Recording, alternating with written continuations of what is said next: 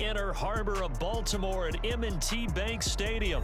Today we've got a compelling AFC matchup for you, as it'll be the New England Patriots taking on the Baltimore Ravens.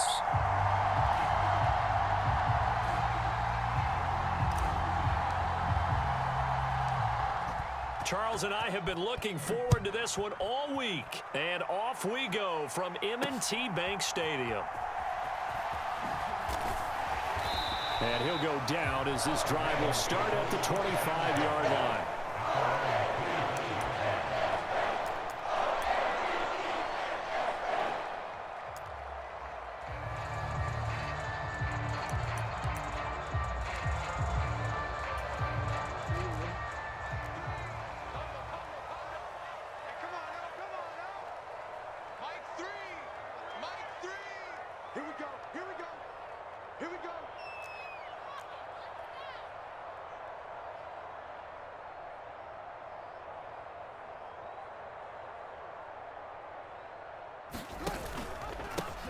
They'll start on the ground with Dobbins. And not much to speak of. Call it a 1-yard gain up to the 26. No doubt about it. A really nice job there by the defense, not allowing him to get to the perimeter. But that means your defensive ends, your outside linebackers, the guys that you pay big money to sack the quarterback, they also have to have interest in the running game as well. And they did a nice job there of holding the point of attack and not giving ground. And that, boy, a dangerous throw there back across the field, but it's incomplete. One thing you always worry about when that time, the pressure was starting to close in, and he's just got to throw this one away. On third down, Jackson. And he will not be able to hang on through the contact. It's incomplete. The coverage strong, and now it's fourth down. Fourth down, and out comes Jordan Stout here to punt. Back deep for New England is Marcus Jones. And this will be taken at the 13. A pretty good punt there, but also a nice return of 12 yards. And the Patriots take over.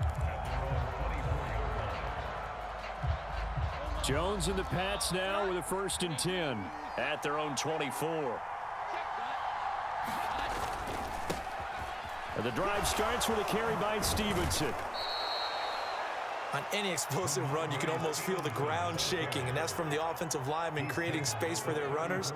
I had an old coach tell me before, they always told his runners, run around the offensive line in pregame. Get used to the ground shaking so you don't trip and fall when it happens in a game. Here's the first carry for Ezekiel Elliott. And forget about finding a lane. He barely had time to look up before he was planted in the backfield. This will be a loss of 3, and now a much tougher third down looming. It's a tough one right there. He ran right into the teeth of the blitz as the linebacker was freed up in order to stuff that one for a loss. I think quarterbacks got to see that. Got to find a way to audible into something a little more advantageous. And that will be incomplete. That was their first third down try of the game, and clearly something was off in the execution of that play. Good news, they've got a whole game left to clean that up and start clicking on those key third down throws. So they're forced to punt on 4th as this one's away. Officially, that'll go as a 52-yard punt. Not too shabby. And the Ravens, they'll take over. The Baltimore offense at the line, set to get going. And the first drive, 3 and out. Second possession, see if they can get a little momentum. And oftentimes that first drive is just a feeling out process. You have some plays that you've got called and you want to see how defense reacts. It may not go terrific on the first one. Now they're ready to go. They've kind of got to look at them, got a sense. Let's see if they open things up a little bit. See if they open things up. Let's see what the defense does here, too, after a good stop.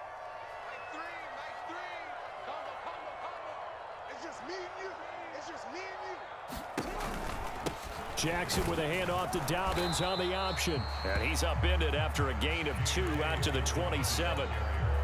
Just not a whole lot of room to operate there on that carry. No, not at all. They did a really nice job staying in their proper places and not allowing any lanes to open up. Here's 3rd and 3.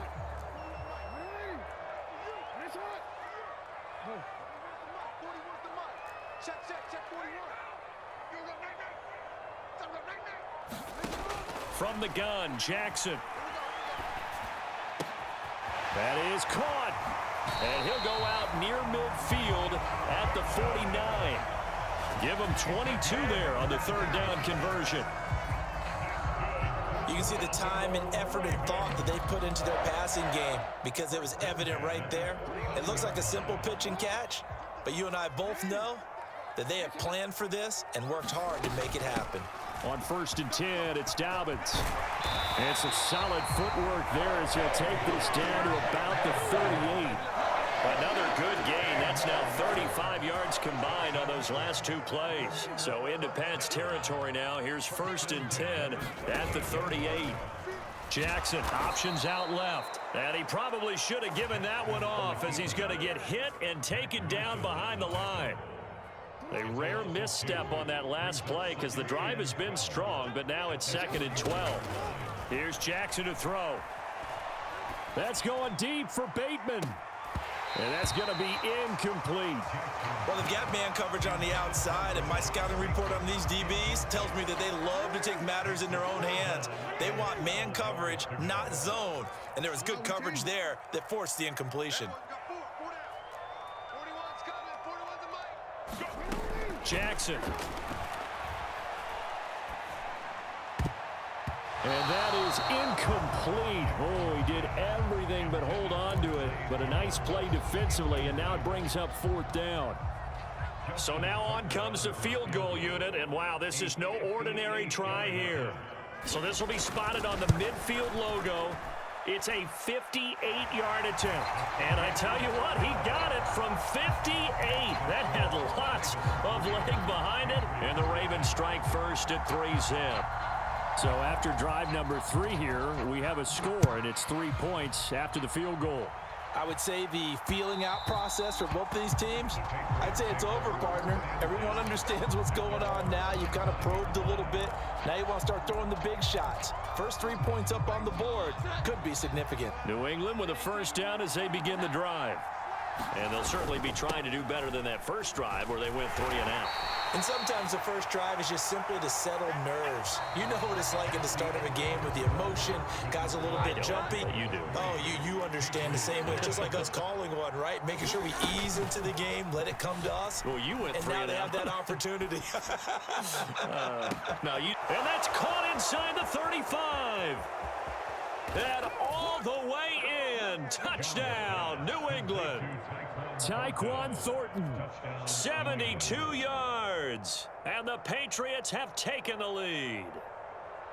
And that time, he came out of the slot for that big play downfield for the score. I think what we just saw there, partner, was what we call scheming a guy open. Put him in the slot, know that he has tremendous speed. What you're doing with your other receivers is likely running shorter routes to draw the attention closer to the line of scrimmage, to give him a chance to get downfield and turn it into a one-on-one route, often against the safety. You like your odds when he's running against the safety. His speed usually wins, and it did on that play.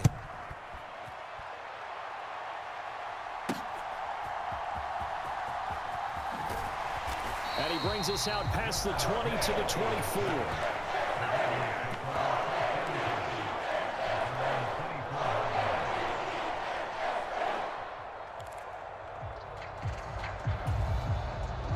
The Raven offense set at the line for this next drive. Last time out, you remember their drive stalled, but thanks to their kicker, booted a long field goal to at least get them 3. Now here they'll try to do better and find the end zone. And in our experience, how much fun is it for coaches to know that they've got a kicker who can nail it from long distance?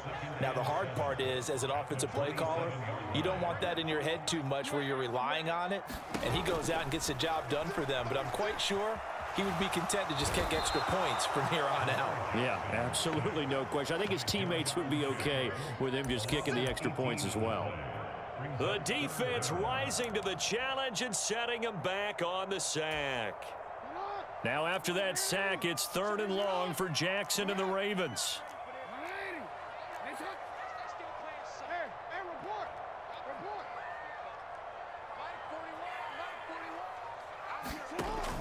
They'll set up a throw. And going deep for Hill. A 50-50 ball here, and it's intercepted. Picked up by J.C. Jackson. And the Pats are going to take over at their own 41. The Pats at the line, ready to go. They'll start in excellent field position following the INT. They'll run with Stevenson to begin the drive.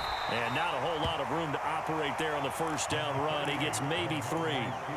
Well, that's just a pile of bodies there, and that's when you kind of find out who's a tough guy, right? Who can stand up and make a play. It was only a 3-yard run, but for both sides, they had to walk away from that feeling like, okay, I can stand up when the going gets tough in here.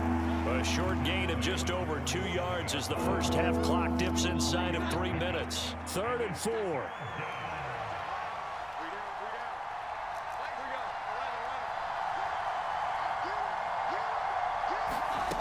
Throwing Jones. And they're going to get this to about the 44-yard line.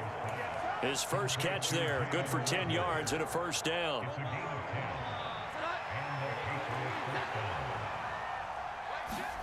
Now Jones.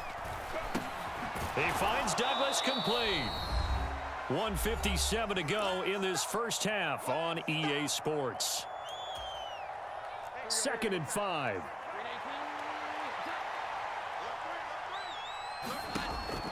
Back to throw. Jones. Into double coverage, and it's intercepted. Picked off by Marlon Humphrey. And the Ravens are going to take over once again at their own 25-yard line. After the penalty, a fresh set of downs. It's 1st and 10. They'll send the tight end in motion left. Throwing on first down. Jones. And that is incomplete. He couldn't hold on through the contact. Brings up 2nd down. He did a fine job there of not hitting him before the ball arrived, and I've got to tell you, you can often mistime that play because of the angles of approach. When you're going to get him, sometimes you panic as well and think, I've got to be there right now. Instead, in this case, timed it perfectly and knocked it free. Zone coverage there, and they were playing deep. That makes it obviously a little bit harder to run by guys. And that time, there was not much of a window to get the ball in there, and it winds up incomplete. That ball nearly intercepted, but he could not hang on. A pick there certainly would have been nice. Instead, at least, it'll be 4th down. And this one is right through. And they push the lead up to a touchdown now at 10-3. So the interception set him up with terrific field position, but 3 points, the end result.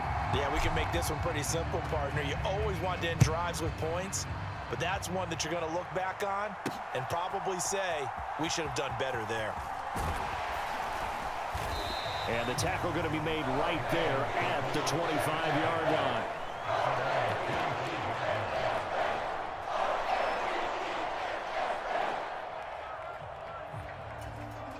The Baltimore offense at the line, set to get going. And Charles, we'll see what they can do here. Not a ton of time left, but enough certainly to get points out of this drive, and they need them right now because they're trailing. Yeah, this is exactly why you practice a 2-minute drill all through camp and at least one practice each week before a game. A minute left, more than enough time to string a few completions together, reach the end zone, and then make that walk back to the locker room just a little more animated. Ball on the 30. They'll come up with a 2nd and 5. In motion left here, one of their tight ends. Play action. It's Jackson. A quick throw there going to be batted away and incomplete.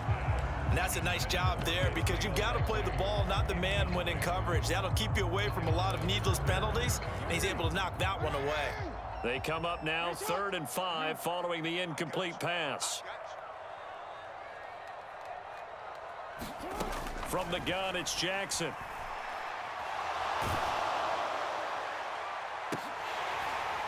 And unable to connect, incomplete. Now give them credit, they took their shot, but it's going to bring up 4th down. Boy, that ball's just hanging up there, waiting to be intercepted. That looked doomed from the start, but they took the deep shot anyway, and fortunately,